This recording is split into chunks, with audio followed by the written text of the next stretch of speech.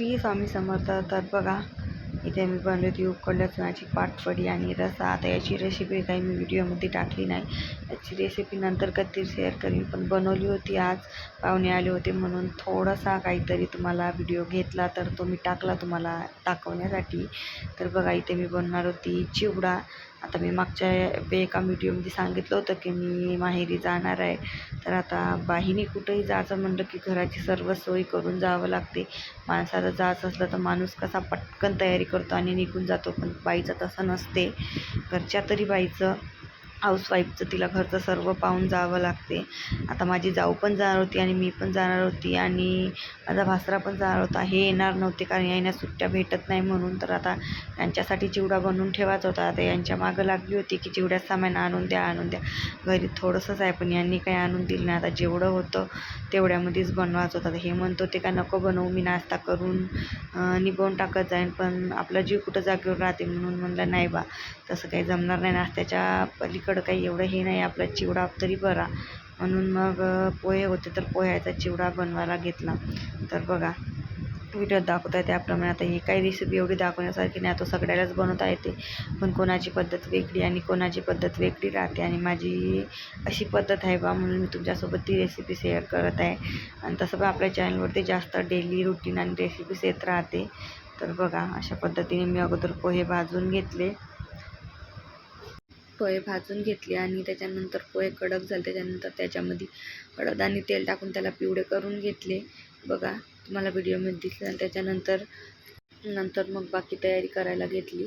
फोडणी तयार त्यासाठी मी लंबा कापून कांदा, कढीपत्ता, मिरची आणि लसूण, दाऱ्या, शेंगदाणे घेतले होते. तर हे बघा थोडंसं तेल टाकून त्याच्यामध्ये आपल्याला सगळं फ्राय करून घ्यायचं आहे. बघा अशा पद्धतीने मी करून घेतलं होतं. तुम्ही पण असंच करता का चिवडा, ते पण कमेंटमध्ये सांगा. आणि तुम्हाला कोणता चिवडा आवडतो, मुरमुऱ्याचा, खारा, जाड पोह्याचा, कच्चा की पकलेला कोणता, ते पण कमेंटमध्ये सांगा. मागच्या व्हिडिओमध्ये मी मुरमुऱ्याच्या चिवड्याची पण रेसिपी टाकलेली आहे आपल्या चॅनलवरती. आणि आपल्या चॅनलला नक्की लवकर सबस्क्राईब करून घ्या, कारण आपल्या चॅनलवरती असेच डेली व्हिडिओ आणि नवीन रेसिपी येत राहते. तर बघा हे सर्व टाकून घेतलं आणि त्याच्यानंतर छान ते मिक्स करून घेतलं. त्याला काही जास्त वेळ शिजू द्यायला लागत नाही, थोडा वेळ टाकला. आणि आता त्याच्यामध्ये मी धने आणि खोबरं बारीक करून टाकायचं विसरली होती, तर तुम्ही ते टाकू शकता, पण ते मी विसरून गेली होती कारण माझी जाऊ गेली होती आज गावाला आणि मी जाणार होती उद्या. तर आता आज डुगूला पाहून मी कामं करत होती आणि भूक पण लागली होती आणि उपास पण होता. तर हे बघा बिस्किट आणले होते, पाहुणे आले होते त्यांनी. तर एक बिस्किट खात पण जावं, आईसोबत पण बोलत जावं आणि इकडे चिवडा पण बनत जा आणि व्हिडिओ पण घेत जावं. तर बघा तुम्हाला व्हिडिओमध्ये दिसतं. त्याच्यानंतर ते पूर्ण मटेरियल आपल्या पोह्यामध्ये टाकून घेतल्यानंतर थोडीशी कच्ची सोप टाकली की खरंच चव वेगळी लागते. आणि जेवढं चवीनुसार मीठ टाकून घेतलं आणि छान मस्त मिक्स करून घेतलं आहे. बघा तुम्हाला व्हिडिओमध्ये दिसतच असेल अशा पद्धतीने. आणि केव्हाही चिवडा मोठ्याच म्हणजे थोड्याशा जास्तच्याच पुरेशा वाट्यामध्ये करायचा, कारण जास्त बरोबर फिरवता येतो. आता मुरले जर असते त्याच्यामध्ये टाकायला तर आणखी छान झाला असता चिवडा आणि जास्त पण झाला असता, पण माझ्याकडे काही मुरले नव्हते, मी बिना मुरल्याचाच केला.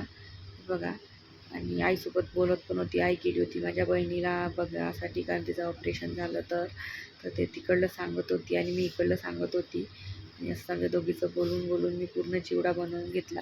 बघा तर या मग चिवडाचा नाश्ता करायला आणि खायला आहे. बघा असा मस्त छान कडक चिवडा झाला होता माझा. कसा वाटला व्हिडिओ कमेंटमध्ये सांगा. आणि हे बघा गावले जायचं होतं, तर आता डुगूची सायकल वगैरे पूर्ण पॅक करून ठेवली होती, कारण 8 दिवस ही सायकल अशीच ठेवली असती रूममध्ये पॅक करून. तर तिच्यावर पूर्ण धूळ बसून राहत होती आणि ते चांगली वाटत नव्हती म्हणून. आणि कपडे पण पॅक करायचे होते. तर हे बघा. तर चला भेटू एका नवीन व्हिडिओमध्ये आणि आईच्या गावच्या व्हिडिओमध्ये. चॅनल सबस्क्राईब करा. Bye bye.